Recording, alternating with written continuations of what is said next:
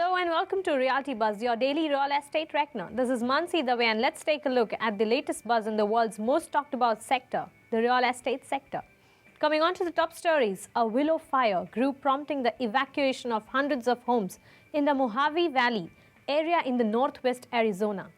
Wildfire crews battling a rapidly growing fire in the northwestern Arizona near the Colorado River have called in help from California, Oregon and Washington states. The willow fire, which was first reported near Needles, has grown to around 6,000 acres and has prompted a widening evacuation of as many as 1,000 homes in the Mojave Valley area. Needles is on the Arizona-California border about 40 miles northwest to Lake Havasu City. The fire damaged 11 structures, according to the U.S. Bureau of Land Management, without elaborating on the extent of the damage or type of structure touched. However, there were no reports of injuries. The cause of the fire, which is 0% contained, remains under investigation, but local fire officials express confidence they have steered flames to the least destructive path. But the weather is unlikely to cooperate soon, and erratic with gusts could change the outlook. The National Weather Service predicts continued hot temperatures and dropping humidity. Highs were projected to top out at 108 degrees according to the Weather Service, adding there was no chance of rain to help drench the flames. Winds from the south were expected to pick up throughout the day, ranging from 10 to 25 miles per hour, while humidity should drop to between 10 and 15%. Fire commanders ordered a Type 2 federal fire management team, which is scheduled to set up in the area. Well, a Type 1 fire is the most serious one. Around 300 personnel have been dispatched to the fire, including 20 engines, 4 hotshot crews, 3 helicopters and 1 Department of Corrections crew, according to Garcia.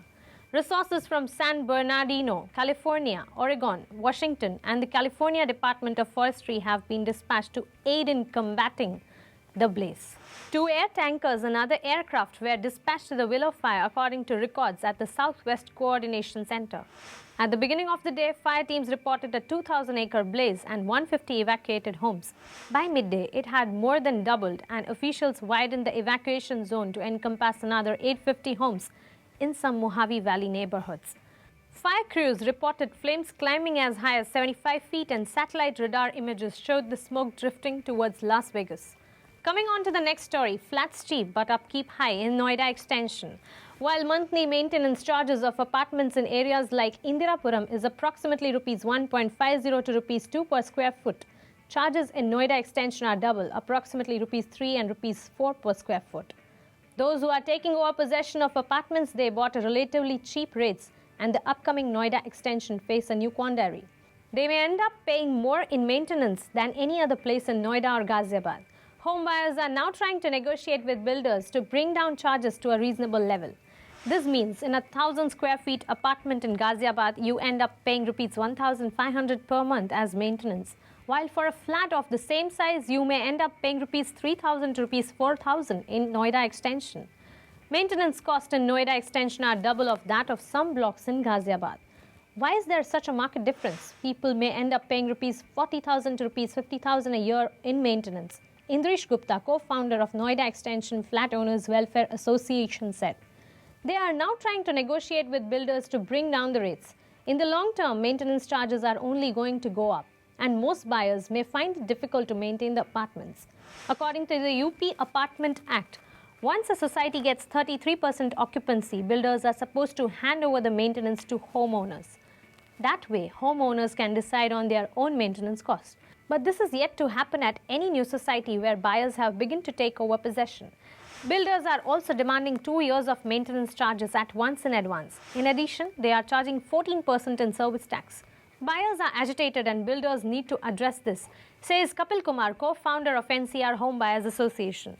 Only when buyers form RWAs and take over responsibility can buyers find out the true cost of maintenance, says Amit Modi, Director, ABA Corporation and Vice President, Kradai, Western UP.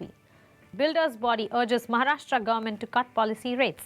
Builders Association of India was expecting a reduction in the repo rate for bringing down cost of the money for all the infrastructure projects and real estate projects.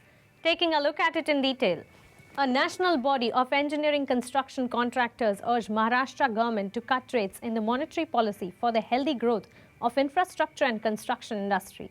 There is a disappointment over the monetary policy review announced last week as no corrective action had been taken to improve the fund position and infrastructure and construction industry, despite the inflation remaining under control. They urged the government in order to cut rates for the growth of the industry. Builders Association of India spokesperson Anand Gupta said, Builders Association of India is a national apex body of engineering, construction, contractors and real estate companies with more than 15,000 business entities. Builders Association of India was expecting a reduction in the repo rate for bringing down cost of the money for all the infrastructure projects and real estate projects. It was also expecting reduction in the cash reserve ratio so as to have more money available in the market, as presently there was a tremendous liquidity crunch in the market, particularly to the infrastructure projects and real estate projects. Gupta said, it is a matter of great concern for the industry that the policy does not include a special restructuring policy for infrastructure projects, and its exclusion would adversely impact the number of players for taking up infrastructure projects, thereby severely hampering the country's desired economic growth. Gupta added, a special consideration for restructuring all infrastructure loans need to be considered for better cash flow and implementation of projects. He said that in order to achieve housing for all by 2022, interest rate of home loans should be brought down substantially by reducing repo rate and reversing repo rate. So this is all for this episode of Realty Buzz. Keep sending in your suggestions and queries at contactus@optimusmedia.com, or you can call us on 91-922-92288 or 1-800-3000-5191. I'll be back with more news and buzz. Till then, keep watching Spin TV. Goodbye and take care.